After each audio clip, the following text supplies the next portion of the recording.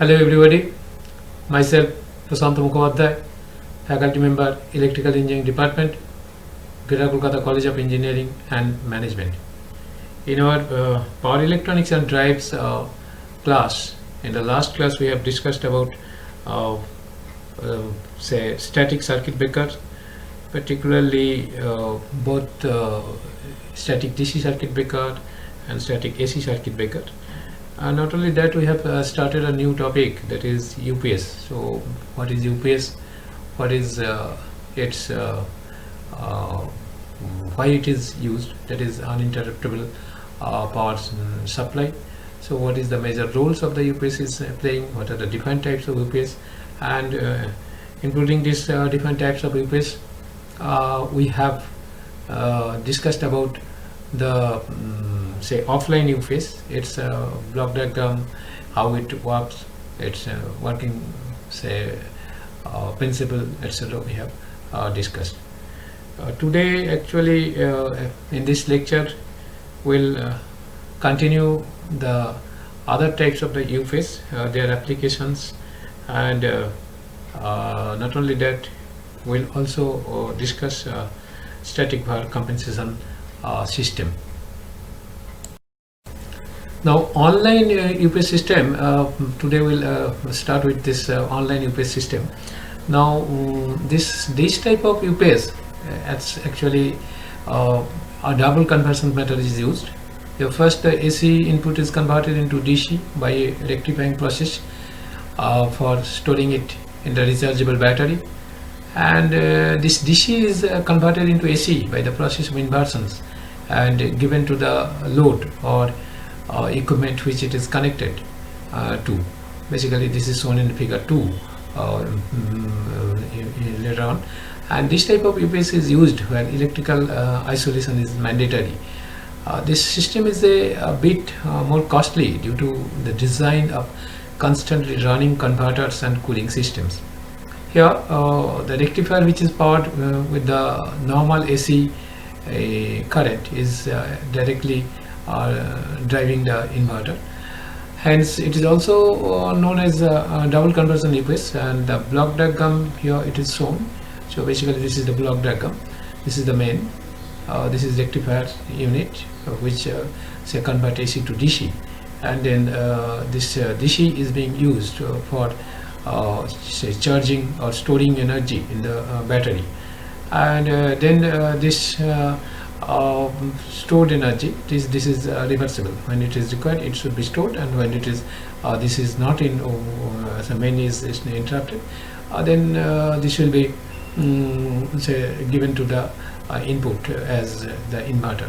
So inverter, it is DC, so it is also DC from rectifier, where from battery it is input is DC coming from the battery in the inverter, and the output is the AC, and this AC is given to the load.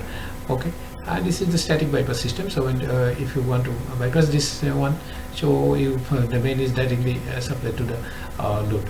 So function is that when there is a power failure, the rectifier has no role in the circuit, and a steady power stored in the batteries. Okay, any power failure, the rectifier has no role in the circuit, and a steady power stored in the batteries, which is connected to the say inverter, is given to the load by means of the transfer switch. Okay, once the power is restored, the rectifier begins to charge the batteries, and to prevent the batteries from overheating, say due to high power rectifier, the charging current is limited, and during a main power breakdown, this UPS system operates with zero transfer time. The reason is that the backup source acts as a primary source and not the main AC input, but the presence of inrush current and large load step current can result in a transfer time of about 4 to 6 milliseconds in the systems, whereas we have seen that in case of offline say UPS, this time period is not less than 25 milliseconds. Okay, now say actually 4 to 6 milliseconds in these systems, and this is once again I'm telling you This is actually online UPS, and in this type of UPS a double conversion method is used, as I shown you. The first AC input is converted into DC by a rectifying process for storing it in the rechargeable battery, and this DC is converted into AC by the process of inversion and given to the load or equipment which it is connected to. And this type of UPS is used where electrical isolation is mandatory, and this system is a bit more costly due to design of constantly running converters and cooling systems. And here the rectifier which is powered with the normal AC current is directly driving the inverter. Hence it is also known as the double conversion UPS. And this is the block diagram, as I told you and I explained you with this. And there is any power failure, the rectifier has no role in the circuit, and the steady power stored in the batteries which is connected to the inverter is given to the load say by means of transfer switch. Once the power is restored, the rectifier begins to charge the batteries, and to prevent the batteries from overheating due to high power rectifier, the charging current is limited, and during a main power breakdown, this UPS system operates with zero transfer time. And the reason is that the backup source acts as a primary source and not the main AC input. But the presence of induced current and large load step current can result in a transfer time of about 4 to 6 milliseconds in this time. Now, line interactive UPS. So for a small business and departmental servers and webs, line interactive UPS is used, and this is more or less the same as that of offline UPS. And the difference is the addition of a tap changing transformer. Voltage regulation is done by this tap changing transformer by changing the tap depending on input voltage, and additional filtering is provided in this UPS, result in lower transient loss. The block diagram is here like this. This is utility input AC, this is tap changing transformer. Required after tap changing you can get required AC here. Then it is filtered, and this from different harmonics and noise, and this will be given to the UPS output. So this is UPS going to UPS output. So this is actually bidirectional converters. So you can get, say, either this is AC, this AC. Bidirectional means when it is used as say for getting as a rectifier, so AC will be converted into DC and stored in the battery, and when it is required to supply the AC to the tap changing transformer, so then say battery DC will be converted into AC, and this AC will be given to the tap changing transformer, and this will give, after say filtered, it will be going to as a UPS output. So this is the block diagram of say line interactive UPS. And if you talk about the UPS applications of UPS include data centers, industries, telecommunications, hospitals, banks and insurance, and some special projects or events also. So that's all about this UPS. So once again, if we have a look of the entire uninterrupted power supply systems, what we have discussed in the last class and in today's class, so have a quick recapitulations of the entire UPS. We'll see this is what is this. So basically uninterrupted power supply is defined as a piece of electrical equipment which can be used as an immediate power source to the connected load when there is any failure in the main input power source. And UPS, the energy is generally stored in the flywheels, batteries or supercapacitors, and when compared to other immediate power supply systems, UPS has the advantage of immediate protections against input power interruptions, and it has very short on battery run time. However, this time is enough to safely shut down the connected apparatus, that is computers, telecommunication equipment, or to switch on a standby power source. And UPS can be used as a protective device for some hardware which can cause serious damage or loss with a sudden power disruption. Uninterruptible power source, battery backup and flywheel backups are the other names often used for UPS. And the available size of the UPS units ranges from 200 volt ampere, which is used for a solo computer, to several large units up to 46 MVA. The major roles of the UPS, where there is any failure in the main power source, the UPS will supply the power for a short time, and this is the prime role of the UPS. And in addition to that, it is also able to correct some general power problems related to the utility services to the varying degrees. The problems that can be corrected are voltage spikes, that is sustained over voltage, noise, quick reduction in input voltage, harmonic distortion, and the instability of frequency in bands. And types of the UPS, generally the UPS system is categorized into online UPS, offline UPS, and line interactive UPS. And other designs include standby, online, hybrid, standby, ferro, data conversion, online, etc. Offline UPS we have discussed in this is called standby UPS system, which can be give only the most basic features. The primary source is the filtered AC mains, and when the power backup breakage occurs, the transformer switch will select a backup source that is shown in the block diagram in the dashed line, and thus we can clearly see that the standby system will start working only when there is any failure in the mains. In this system, the AC voltage is the first rectified and stored in the storage battery connected to the rectifier. When power breakage occurs, this DC voltage is converted into AC voltage by means of a power inverter and is transferred to the load connected to it. So this is the least expensive UPS system, and it provides surge protection in addition to backup. And the transfer time can be about 25 milliseconds, which can be related to the time taken by the UPS system to detect the utility voltage that is lost. And the block diagram here, it is this is the main part, main surge suppressor, then filter, then it is going to the load. This is the transfer switch when the power failure is there.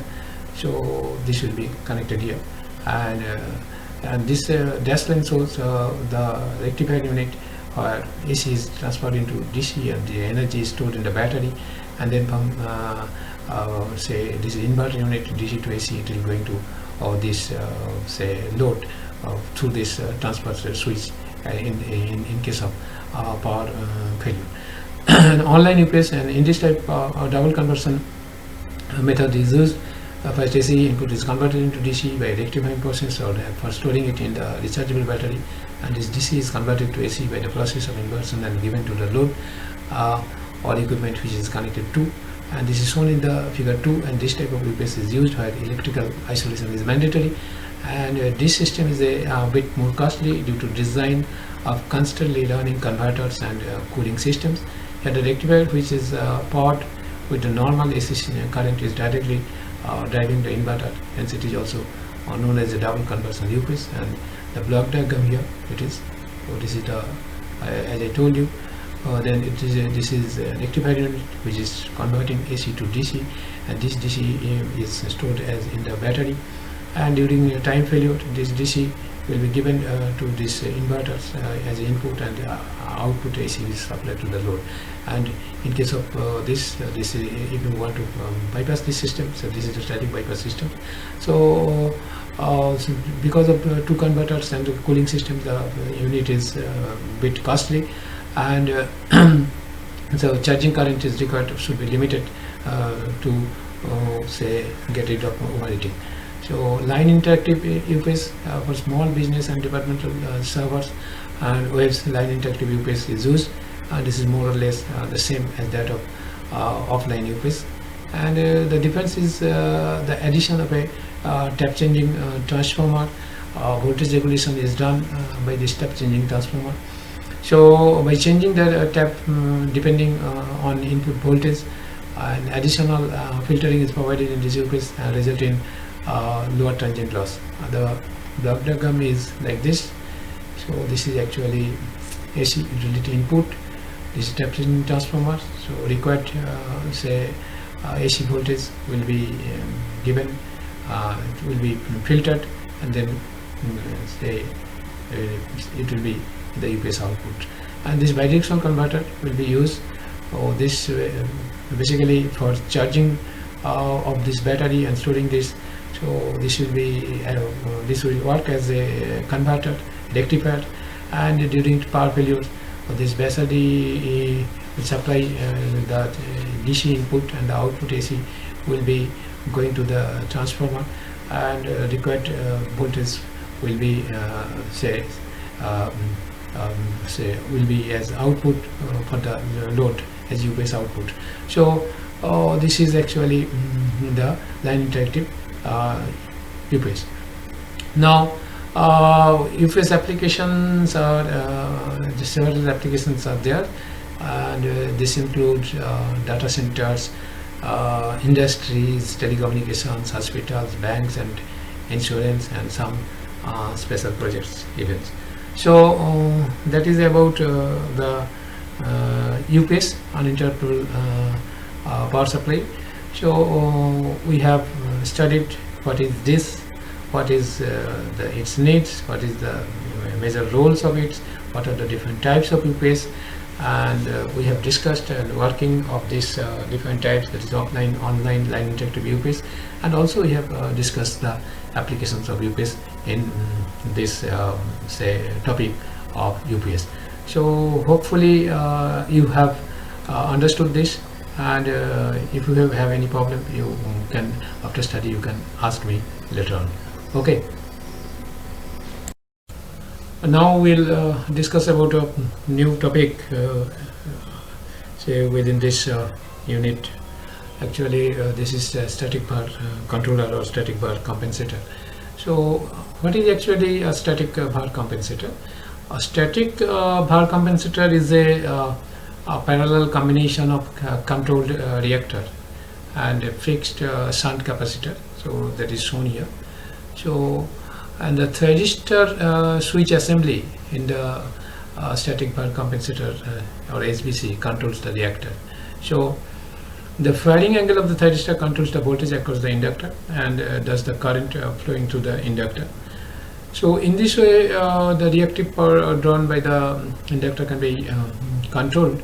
So basically this is actually the static power compensator.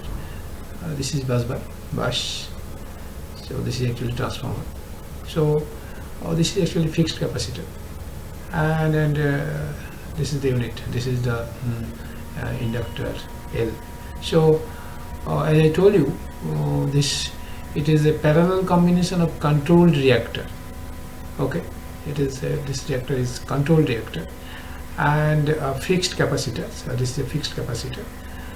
So thyristor switch assembly in here.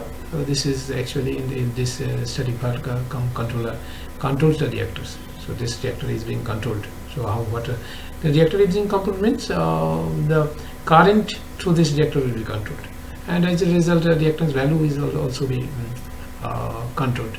Okay, and this how it is controlled? This thyristor switch SVC, actually the firing angle of this thyristor control the voltage across the inductor, and thus the current flowing through the inductor is being controlled.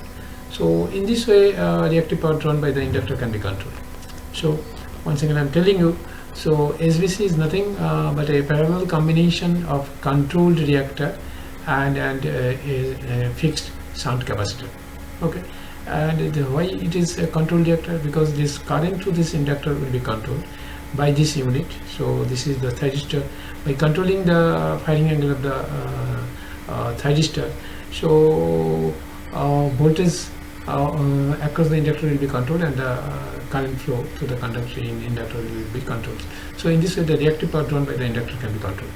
Okay, so this SVC is capable of a step-less adjustment of reactive power over an unlimited range without any time delay, and as a result it improves the system stability and system power factor.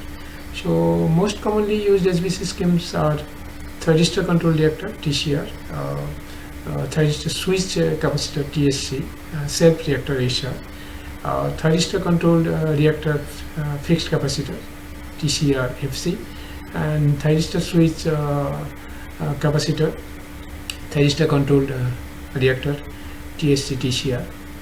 And also advantages of the static Bhar compensator is it increased the power transmission capability of the transmission lines. It improves the transient stability of the system. It controlled steady state and temporary over voltages, and also it improves the load power factor and therefore reduce the losses and improved system capability. Okay, so that's all about this actually say static Bhar compensators. So once again I'm telling you this SBC may be of TCR, that is thyristor control reactor, thyristor switch capacitors, TSC self reactor, SR thyristor control reactor, fixed capacitor TCR FC, and thyristor switch capacitor thyristor control reactor TSC TCR. And advantages of this static Bhar compensator is it increased the power transmission capability of the transmission lines. It improves the transient stability of the system. It controlled the steady state and temporary over voltages. It improved the load power factor and therefore reduced line losses and improved system capability.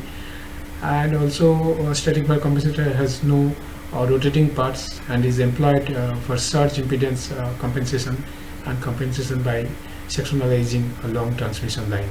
Okay, so actually these are all about static Bhar compensator. Okay, now we'll discuss a new topic, particularly this is the last topic of this subject. Basically under this DC and AC drives, that is servo motor. So we are main interest of our discussion is the speed control of the servo motor. So before discussing about the speed control of the servo motor, we have to know what is servo motor is. Basically servo motors are called also called control motors, and they are used in feedback control systems as output actuators and are not used for continuous energy conversion. So the principle of the servo motor is similar to that of the other electromagnetic motor, but the construction and operations are different, and the power rating varies from a fraction of a watt to a few hundred watts, and the rotor inertia of the motors is low and has a high speed of response, and the rotor of the motor has a long length and smaller diameter, and they operate at very low speed and sometimes even at the zero speed. And the servo motor is widely used in radar and computers, robots, machine tools, tracking and guidance systems, processing, controlling, etc. And these applications of the servo motor includes the power rating of the servo motor may vary from a fraction of watts to few hundred watts, as I told you. And the rotors of the servo motors have low inertia strength, and therefore they have a high speed of inertia. And the applications of the servo motor are as follows, and they are used in the radar systems and process control. Servo motor used in computers and robotics. They are used in machine tools and tracking and guidance systems. So I am repeating this application portions once again, so I have repeated. So the classifications of servo motors are they are classified as AC and DC servo motor, and the AC servo motor is further subdivided into two types, that is two-phase AC servo motor and three-phase AC servo motor. So this is actually block diagram types of the servo motor: AC servo motor and DC servo motor. And AC servo motor against two-phase AC servo motor and three-phase AC servo motor. So now what is the DC servo motor? And DC servo motors are separately excited DC motors or permanent magnet DC motors, and this is the figure. A is showing the connections of the separately excited DC servo motor, and the figure B shows the armature MMF and the excitation field MMF in quadrature in a DC machine. So this is the connection separately excited DC servo motor. This is field, this is armature, and this is the axis of this armature MMF and field MMF. So this provides a fast torque response because torque and flux are decoupled, and therefore a small change in the armature voltage or current brings a significant shift in the positions or speed of the rotor. And most of the high power servo motors are mainly DC. And the torque speed characteristics of the motor actually is shown here. at different voltages. This torque speed is so as the voltage levels are getting high, the torque speed curves are parallelly shifted. So this is for voltage A1 armature voltage, A2 this is VA3. So this is torque speed characteristic. So this from this above characteristic is saying that the slope is negative, and thus a negative slope provides viscous damping for the servo drive system. So this is all about the DC servo system. And now AC servo motor. So AC servo motors are divided into two types, that is type 2 and 3. Two types, that is 2 and 3 phase AC servo motors. Most of the AC servo motors are of the 2 phase squirrel cage induction motor types, and they are used for low power applications. And the 3 phase squirrel cage induction motor is now used for applications where a high power system is required. So this is the 2 phase AC servo motor. So actually, as we have already seen what is servo motor in this articles, and I'm going to discuss so that is actually the 2 phase servo motors and the 3 phase servo motors and AC servo motor. This stator of the 2 phase AC servo motor has 2 distributed windings which are displaced from each other by 90 degrees electrical. One winding is known as a reference or fixed phase, which is supplied from a constant voltage source, and the other one is known as the control phase. So this is reference phase, and this is the control phase, and this is the high resistance cage rotor, and it is provided with a variable voltage. This is the connection diagram of the 2 phase AC servo motors. Okay, and the control phase is usually supplied from a servo amplifier, this control phase, and the speed and the torque of the rotor are controlled by the phase difference between the control voltage and the reference phase voltage. So by reversing the phase difference from leading to lagging or vice versa, and the direction of the rotation of the rotor can be reversed. And the torque speed characteristic of the 2 phase AC servo motor is shown here, similar to that DC, and negative slope represents a high rotor resistance and provides the motor with positive damping for better stability. And the curve is linear for almost various control voltages, and the response of the motor to a light control signal is improved by reducing the weight and inertia of the motor in a design known as the drag cup servo motor. So this is shown as the drag cup servo motor. So this is the shaft, this is the drag cup rotor, this is a stationary rotor core, this is stator.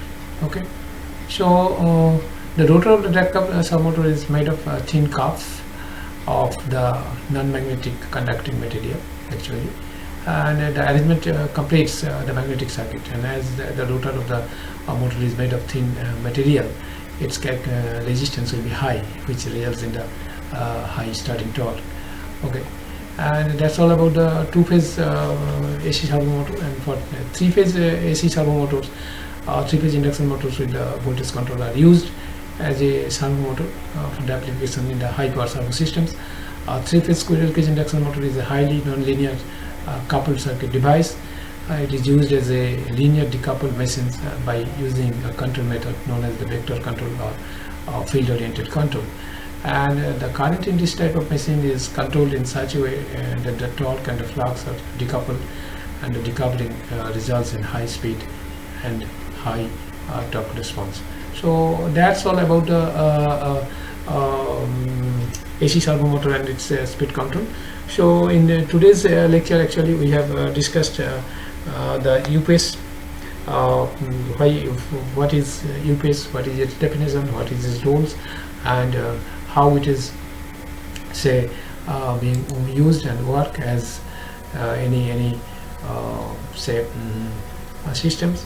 And then we have discussed about the static Var compensation system, and after all, and lastly we have discussed about speed control of AC servo motor with what is servo motor, what are the different types of servo motor, and how its speed control can be done. That is shown in the torque speed characteristics curve. Okay.